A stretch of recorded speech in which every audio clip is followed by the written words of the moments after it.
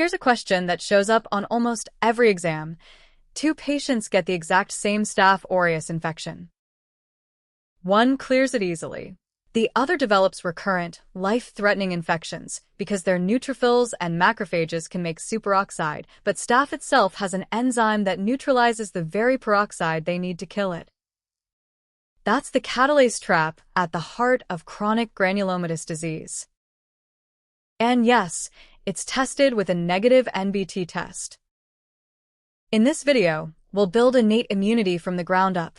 Physical barriers, the innate immune cells, pattern recognition receptors, the inflammasome, complement, acute inflammation, phagocytosis, the phagocyte defects like CGD and LAD, cytokines, and the antiviral interferon and NK cell response. I'll flag the exact timestamps in the description below if you want to jump straight to any one of these. Let's start right where innate immunity starts, before any pathogen even gets inside the body. So where does innate immunity actually begin? It begins before a single immune cell ever gets involved. This system is with you from birth. It acts within minutes to hours, and unlike the adaptive immune system, it doesn't get better the more times you're exposed to the same bug. The first layer is purely physical. Your skin is a keratinized barrier, and its surface sits at a slightly acidic pH of about 5.5, which slows bacterial growth before it can even start. In the respiratory tract, a mucus-coated ciliated epithelium physically traps microbes and sweeps them back out, while lysozyme in those secretions chemically breaks them down. Swallow something dangerous, and the GI tract's gastric acid, down as low as pH 1.5, destroys most of it, backed up by intestinal mucus and antimicrobial peptides called defensins. Even tears, saliva, and breast milk carry lysozyme and lactoferrin, quietly doing the same job. Put all of that together, and here's the takeaway. Innate immunity is working within minutes to hours of exposure, long before adaptive immunity even wakes up. Beyond the physical barriers, the body also has physiologic and chemical defenses working in the background. When pyrogenic cytokines IL-1, IL-6, and TNF hit the hypothalamus, they raise its temperature set point, and that fever itself inhibits pathogen growth. At the molecular level, lysozyme cleaves bacterial peptidoglycan directly, while defensins punch pores straight through microbial membranes. And interferons alpha and beta induce an antiviral state by transiently blocking protein synthesis in the cells right next to an infected one, so the virus can't spread as fast. Here's a detail that trips a lot of students up. Gamma delta T cells live in the epithelia and recognize shared microbial structures. And even though they carry a T cell receptor, they're grouped with the innate arm, not the adaptive one, because they don't need prior exposure to respond. That's exactly the kind of distinction that shows up on your exam. Now that we've covered the barriers that keep pathogens out, let's talk about the cells that respond once something gets through. Neutrophils are the most abundant circulating phagocyte and the first responders on the scene, peaking around 6 hours after infection. You'll recognize them by their multilobed nucleus and packed granules. Monocytes circulate in the blood and become macrophages once they settle into tissue, where they're long-lived and versatile.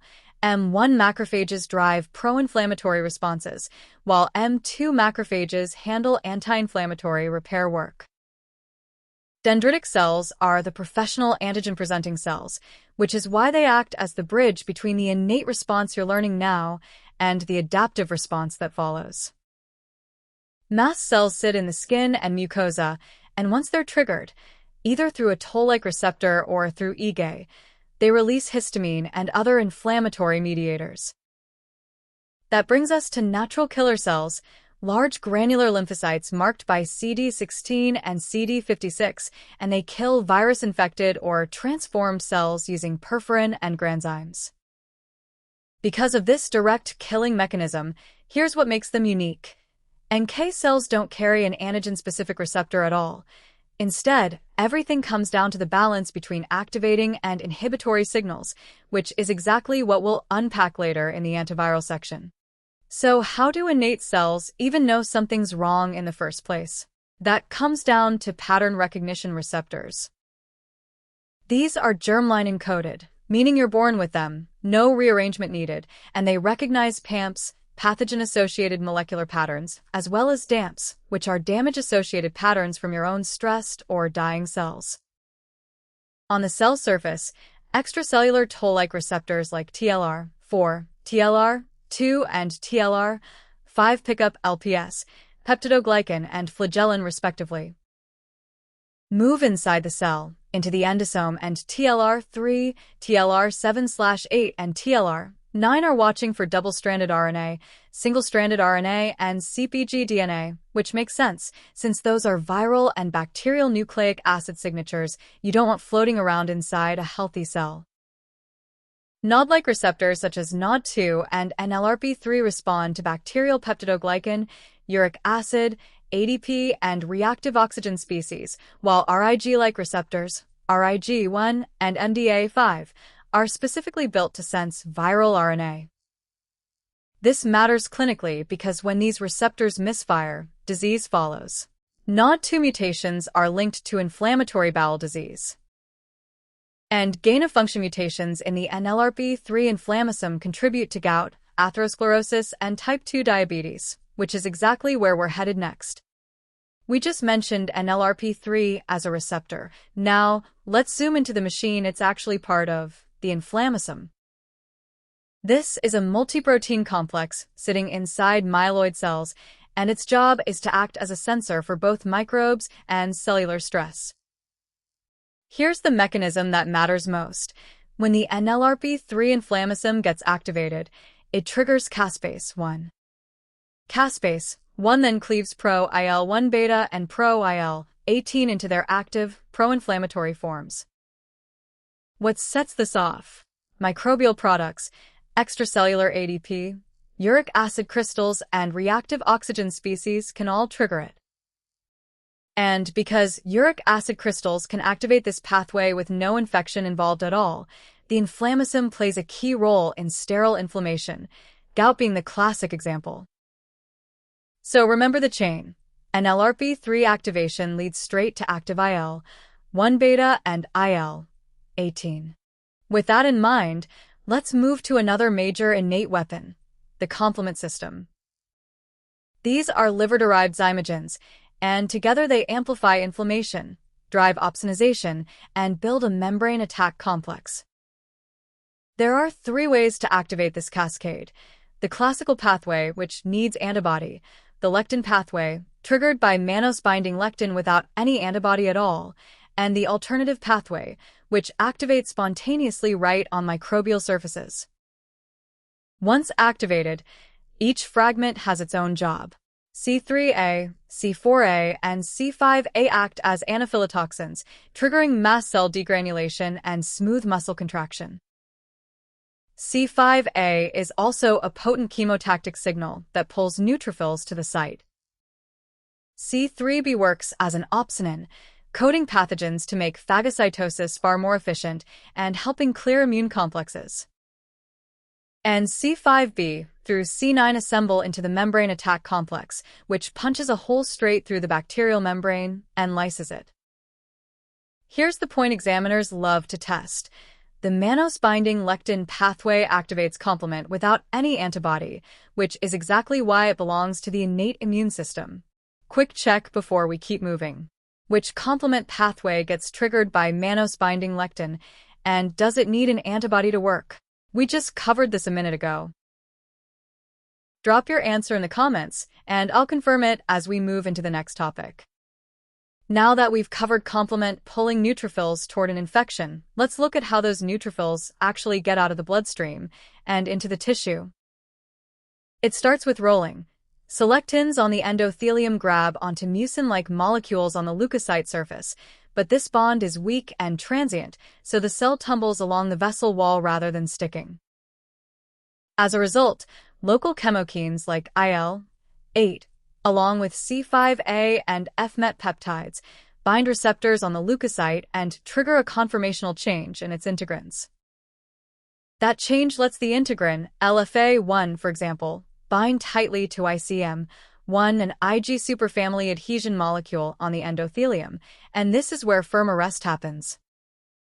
Once firmly attached, the leukocyte squeezes between endothelial cells and transmigrates directly into the tissue, which is why this whole four-step sequence matters clinically. Here's the catch.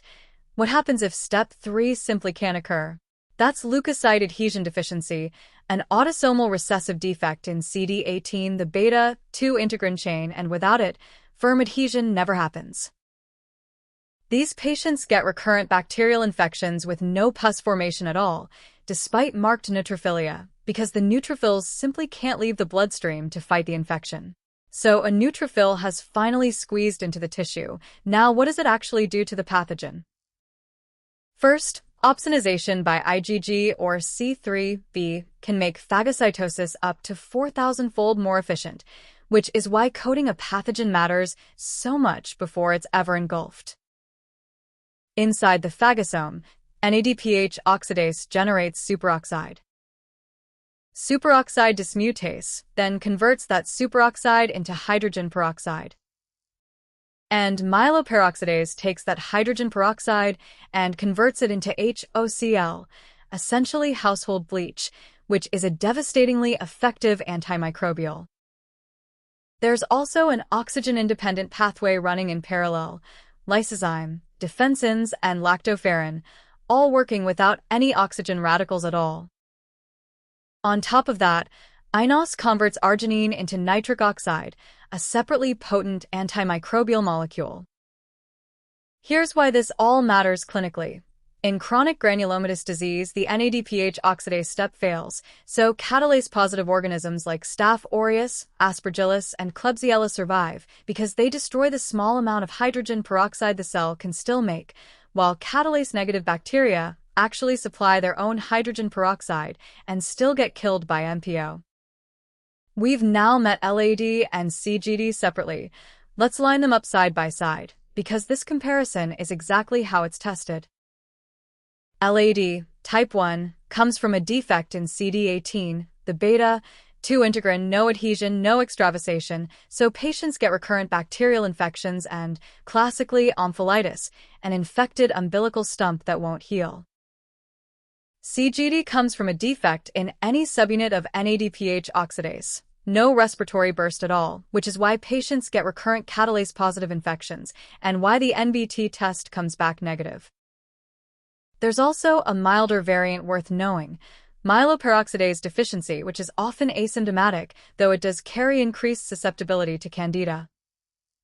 So building on everything we just compared, here's what actually changes patient outcomes. CGD patients benefit from interferon gamma, which boosts macrophage activity, plus prophylactic antibiotics, while for LAD, bone marrow transplantation is curative. Next, we need to look at the messengers that coordinate all of this, the cytokines. Macrophages release IL-1, IL-6, and TNF-alpha, and together these three drive fever, acute phase protein production, endothelial activation, and cachexia. IL-8, also called CXCL8, is specifically responsible for neutrophil chemotaxis and adhesion, tying directly back to the extravasation steps we just covered. IL-12, from macrophages and dendritic cells, pushes NK cells to produce interferon gamma. IL-10 does the opposite job. It's anti-inflammatory and it inhibits both IL-12 and MHC class II expression, essentially putting the brakes on the response. Interferon alpha and beta, released by virally infected cells, induce an antiviral state, increase MHC class I expression, and activate NK cells. And TGF-beta, produced by macrophages and lymphocytes, is anti-inflammatory and drives tissue repair. This matters because these systemic effects are exactly what you'll see on labs and vitals. IL-1, IL-6, and TNF-alpha together induce fever, leukocytosis, and hepatic acute phase protein synthesis, CRP, and serum amyloid A. So, where does that leave us for viruses specifically? It leads straight into the type I interferon and NK cell response.